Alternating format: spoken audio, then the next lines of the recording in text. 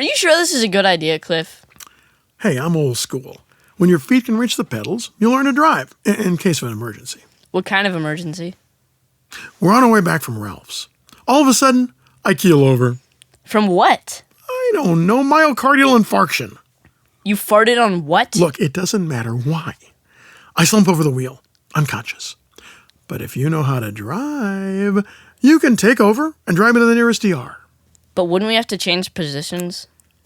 Well, yeah. In a moving car? It's a hypothetical, Lucian. But wouldn't I just hypothetically call 911? You can't. Why not? Your arms are broken. Then how could I drive the car? Okay. You don't have cell service. What about your phone? I don't have cell service. Where were we? A Ralph's in Montana? Work with me, Lucian. And there may come a time when you might have to drive a car. I want you to know how to do it. All right. Hands at 10 and 2, right? What the Look, you were not at the DMV, Lucian. Put your hands at 5 and 7 if you want. Ew, that doesn't seem very comfortable. Lucian. And how am I supposed to turn the wheel all the way around with my hands here? Lucian. How about 9 and 3? Lucian! You're not supposed to yell at me. I get enough of that at home. You know why I never had a family of my own? 'Cause no woman could stand you? Well, that's what Grandpa used to say. Thanks a lot, Leonard. Okay, you want to check your rearview mirror so we can at least back out of the driveway? Okay. I never understood the concept of using the mirrors. Counting on a small, reflective, geometric shape to see what's behind you. And how would you do it?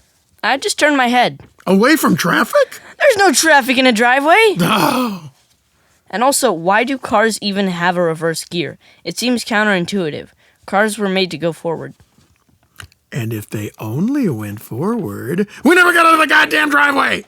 You're doing it again. Gee, I wonder why. Look, you always told my grandpa that you'd always look out for me. I told him a lot of shit. The guy was dying. So you lied to a dying man?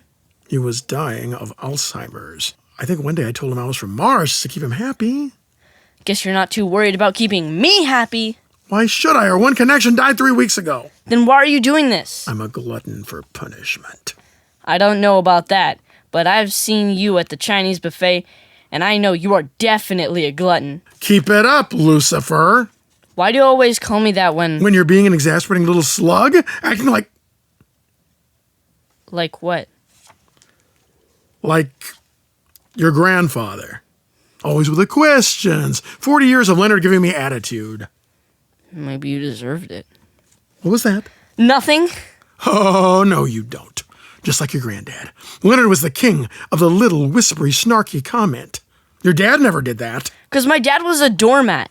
To Grandpa, God knows my mom made sure he died young. Your mom would make Gandhi an axe murderer. Don't I know it? That's why I always looked forward to these little outings with your granddad. outings. I used to call them escapes. And now?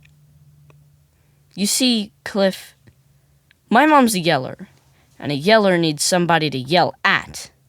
And when Dad passed a couple of years ago, I became the designated yellee. Yeah. Sorry about that, kid. Look, next time I'll take you to a Dodgers game or something. No, this is fine. Grandpa never tried to teach me how to drive.